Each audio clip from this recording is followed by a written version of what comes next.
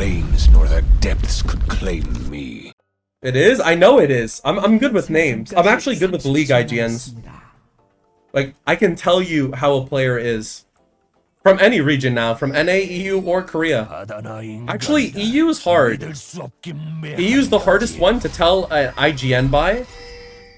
And I'm not talking about known players, I'm talking about like solo queue players. Like, it's really hard for me to tell in EU, because in EU, people name change all the time. In EU Masters Plus, there's so many name changes and there's so many fresh accounts. But NA and Korea, I can tell you who's who. I can easily tell you who's who. That's such a good purchase for Katarina. Boots purchase? I'm just saying shit. Take that Bums LP out. Oh, we're playing Cassante. Let's focus up, actually. I like playing the Cassante matchup, like, well. I like playing it well.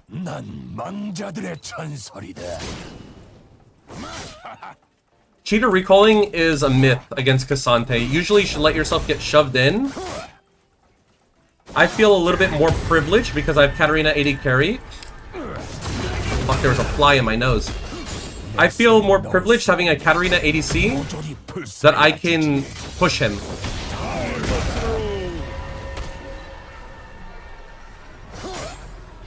And when I say push him, I mean like push into him, because surely Jarvan helps out the Gangplank, right? And not the Katarina AD carry? Like, that's what I'm really thinking in my head. And if you're wondering why I'm not poking, it's because I want control of the lane, and barreling him removes control of the lane. Unless the minions are already low. Like that would have been a good barrel. I would have got 1 CS and I would have got a huge trade with first strike. That's a time that it's worth it.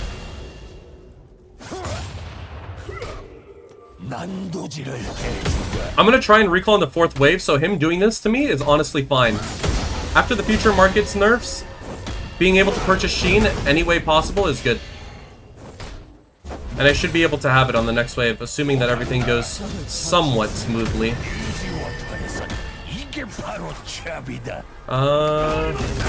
Okay, we go.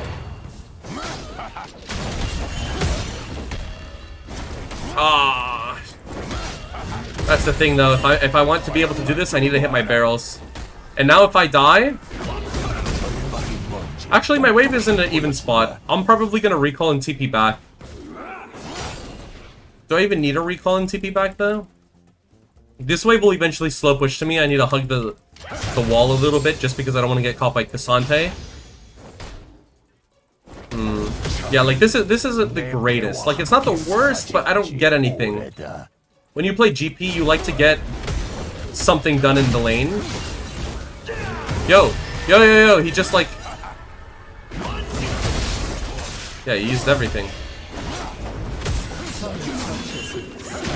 I don't know what that Cassante's... Like, he was doing that for fun. His Wukong wasn't near. He was still in river.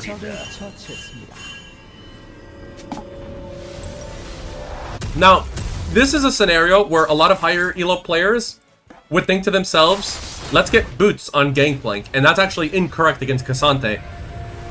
Because what happens is, if you have Sheen and Longsword versus Cassante, Cassante only actually takes about 60 damage, which he heals up with D-Shield regardless, so it's just better to get the Longsword. Now, yes, it can help you to avoid, like, taking damage, right, or taking a Q. Like, here, I might take a Q.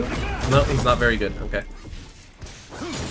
But overall, against Cassante, you actually do surprisingly have a pretty big kill window on him, which is after Sheen. I would say after Sheen is your kill window. I would say it's after Sheen, and then if you're able to get Essence Reaver before he gets his Iceborne. Once he gets Iceborne, the matchup becomes a little bit unskilled. We're gonna pop a pot. When the wave resets back to normal, we can look for a kill. Wukong's dead, so we can really push this. We're gonna hug the wall, that way if he E's out, we can get our first strike. We're gonna do this, bring the wave just a little bit down, and we're gonna Q him and keep an eye on our barrel, similar to the Riven matchup, where if she E's forward, we can auto-attack the barrel, but we need to be quick with it. We're gonna Q again, do the exact same thing. We give it away because we don't want to lose, we don't want to take so much minion aggro. We'll give that minion. Like, little decisions like that are very important. Right there, I got him. Look at that. See, everything there was something that I thought of, like, from Champ Select. It's not something that I thought of in the moment. A lot of people play GP. The reason why people don't have success on GP most of the time, or don't get as big of a lead as they should, is because they play reactively. But I'm gonna say about 90% of what you do on Gangplank is pre-planned. That's a little too much. 80%. I would say 80% of what you do on Gangplank is already decided in Champ Select when you lock in the champion and you see the matchups. Killer Queen, thank you the Prime. So what'll happen is a lot of pro players when they pick GP is they just play reactively. They have like 50% of a plan and then 50% they play reactively, which is why in team fights they look absolutely terrible. It's because they weren't actually thinking really about what they were doing ahead of time. It was just in the moment.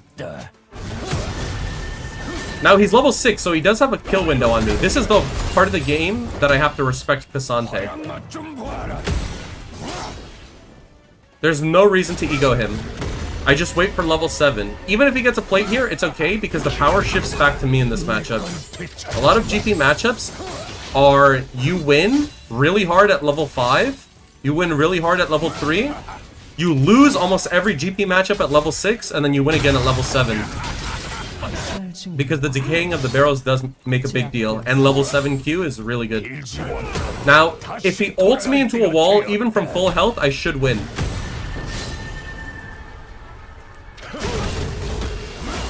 I missed the barrel, unfortunately.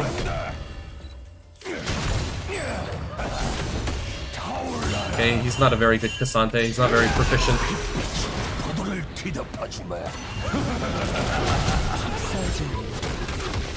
I'm close to level 8, so I can do some crazy shit here, actually. Barrel auto Q, maybe? Can I escape? Even if I flash, I'm still dead. She has Swifties on me. I mean, that's what happens. They look like they don't know what they're doing because they're playing too reactively. It's GG, go next, said Ezreal. Oh, Katarina 80 carries fed. How many Dark Harvest stacks does she have? 5? Okay. Now, Wukong could be top. What I'm going to do is I'm going to ego it. There's no logical reason behind it. I just want to ego it and kill the Cassante. There's literally no logical reason behind it. So don't do what I'm doing right now. In a normal scenario, you probably sit back like over here and just try to farm and catch minions. But I would like to skill check this guy.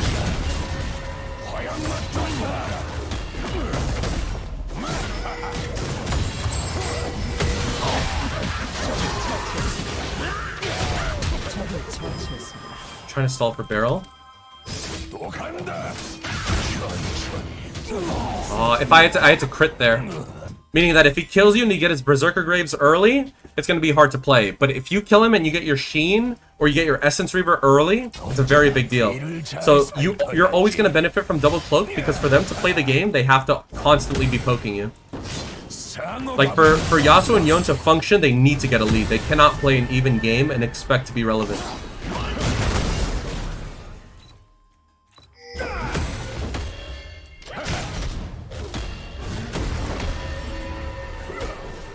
They're most likely top lane, I'll be honest with you.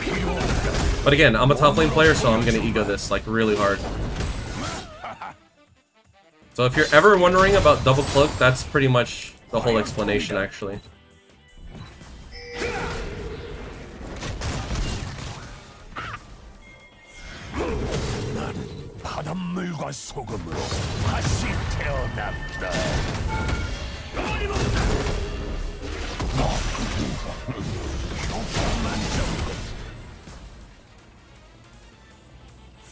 I was watching the whole time. No, he doesn't have flash.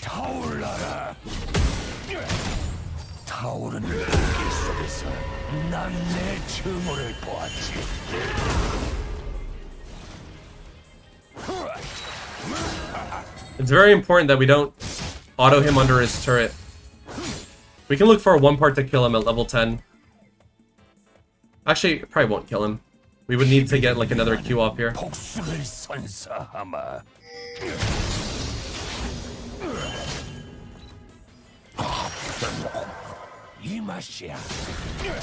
Get it warded. Okay. We're gonna pretend to go for a ward here in a moment. Just to look. Sometimes it gets people off guard. We're gonna stay here. We're gonna hold our ground. Hold our ground still.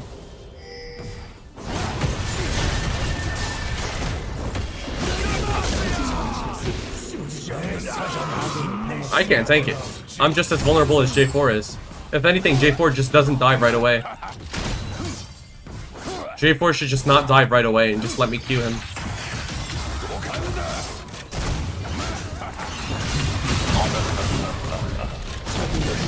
Even if that's not a crit, he still dies there because of the Sheen proc.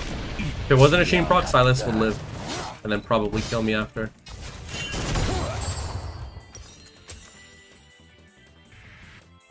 Okay, we'll recall.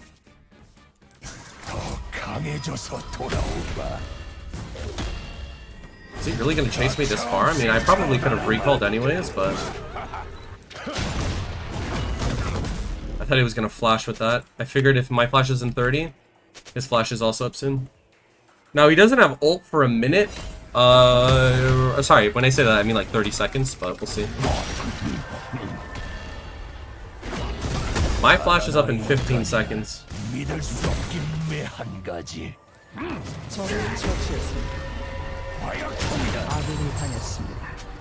see what he chooses to do.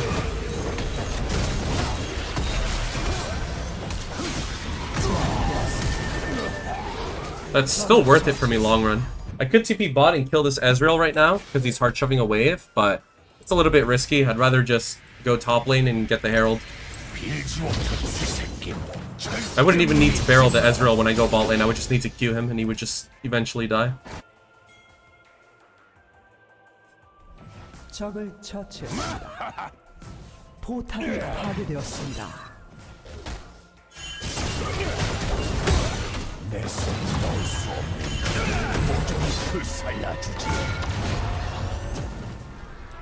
No crits really. I have some crits. What I'm trying to do right now is I don't care about barreling the wave. I care about killing him under turret.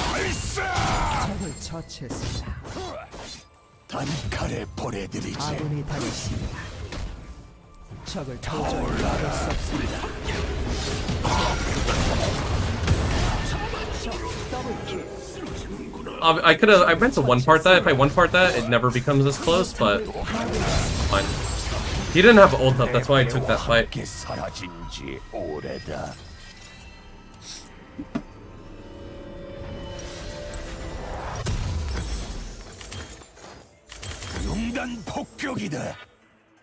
Nice. So now we're level 13, we can impact the rest of the map. We're 3 levels up on Silas, 3 levels up on... We're 3 levels up on everyone in the game. And then 4 levels and 5 levels on their AD carry support. So what we want to do now is we want to attract them bot lane while also getting my team to play for me. Like, for example, if my Pyke wards for me, I can push forever and not be punished. I'm gonna place 1 ward here. Hit this in the direction of Krugs just so I know where their jungler is.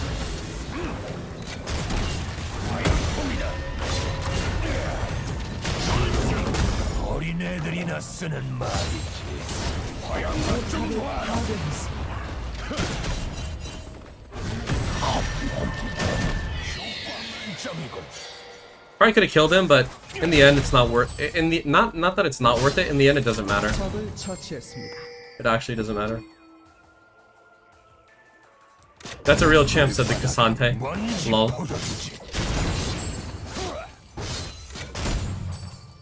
The Cassante player is upset. Poor guy.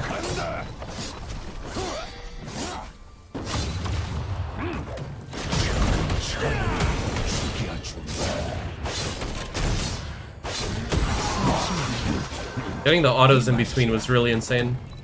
Like the Berserker Graves value is what I'm mostly referring to.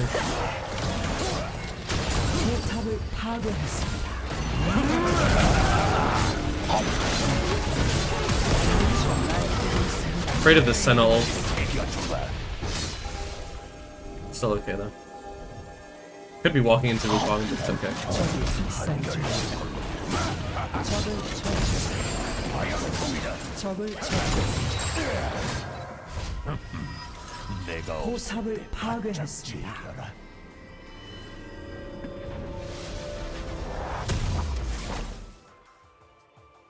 Now, typically, I would go LDR into Cassante, but this guy's so far behind that Collector actually has more value. Because if you're thinking about the grand scheme of things, if I'm ever fighting 1v2, 1v3, or I'm grouping with my team, then it's going to always be better for me to get Collector for the Ezreal, for the Sylas, and for the Senna. I one-shot all of them with Collector. In terms of an actual one-shot, I only actually one-shot Senna with one barrel. But Ezreal and Sylas die very quickly as well. If I go LDR...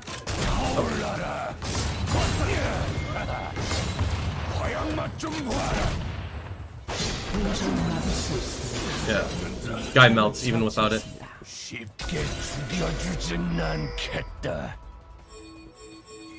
Ezreal Senna are here, that means if I run into Sylas, it's a pure 1v1. I don't need to 1v1 that.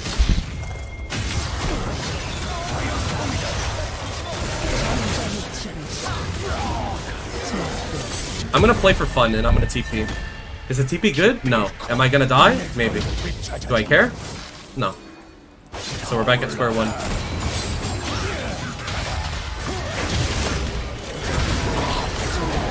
I think he dies.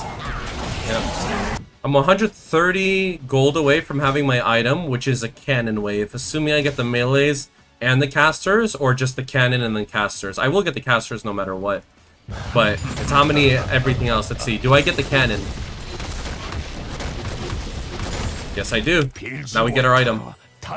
Now, I'm not going to get LDR only because they don't have much more health than me, so I'd rather just get Mortal Reminder, but at the same time, I also do one-shot them, but better to get anti-heal. Just to make sure that they do get one-shot. Mortal Reminder also gives you 5 more AD, so it's better that way. It's better that way when they don't have too much more health than you. I don't think I would benefit from the passive much. Kinda have cut down, so honestly I have my mini LDR. Better LDR, actually, not even mini. Isn't BT better? I don't think so. I think their jungler and top lanes, like, whatever resistances they do have is justified. But BT would make my Collector more valuable. This is true.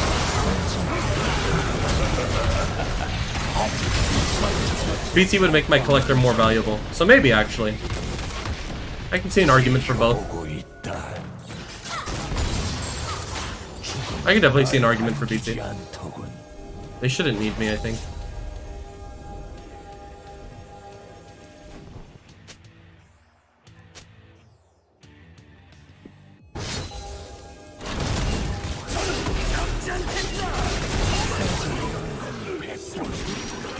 Like, if I had BT there, I would have healed to full health from killing him.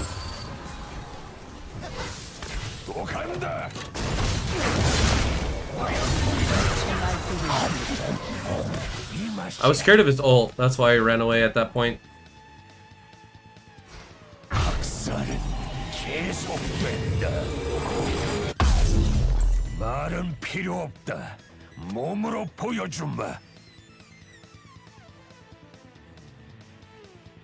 Alright, now I go bot lane. How many XP do you have with GP? I think you mean mastery points? Last time we checked it, it was over 7 million. Yeah, they have that.